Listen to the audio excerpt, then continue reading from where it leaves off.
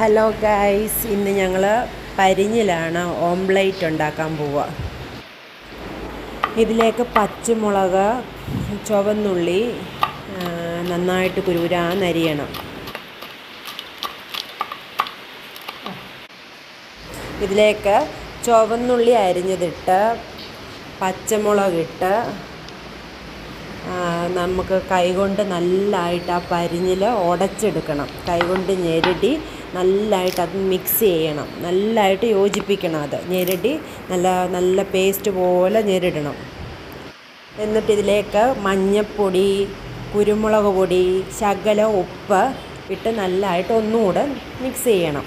പറയാൻ മറന്നുപോയി, കറിവേപ്പിലയും കൂടെ ഇടണം.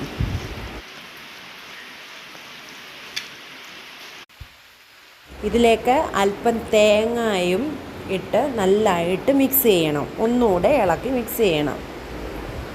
ഇതിന് പകരമായിട്ട് നമ്മൾ മുട്ട ഓംലേറ്റ് ഉണ്ടാക്കുന്ന പോലെ ഇങ്ങനെ സ്പൂണും കൊണ്ട് അടിച്ചെടുക്കുന്നത് നല്ലതാണ്. അങ്ങനെ ചെയ്യാം. ഇനി പാത്രം ചൂടാവുമ്പോൾ അതിലേക്ക് ശകല എണ്ണ ഒഴിച്ച് അതിലേക്ക് നമ്മൾ ഈ മിക്സ് ചെയ്ത് വെച്ചേക്കുന്ന ഈ പരിഞ്ഞിൽ ഇട്ട് ഓംലേറ്റ് ഉണ്ടാക്കുമ്പോഴത്തെ ഷേപ്പ് പോലെ വട്ടത്തിൽ ഷേപ്പ് ചെയ്തെടുക്കണം. അങ്ങനെ നമ്മുടെ പരിഞ്ഞിൽ കൊണ്ടുള്ള ഓംലേറ്റ് റെഡി ആയിട്ടുണ്ട്. ഇനി നല്ല ചൂടോടെ നമുക്ക് കഴിക്കാം. അപ്പം ഭയങ്കര പറഞ്ഞറിയിക്കാൻ പറ്റാത്തത്ര മണമാണ്.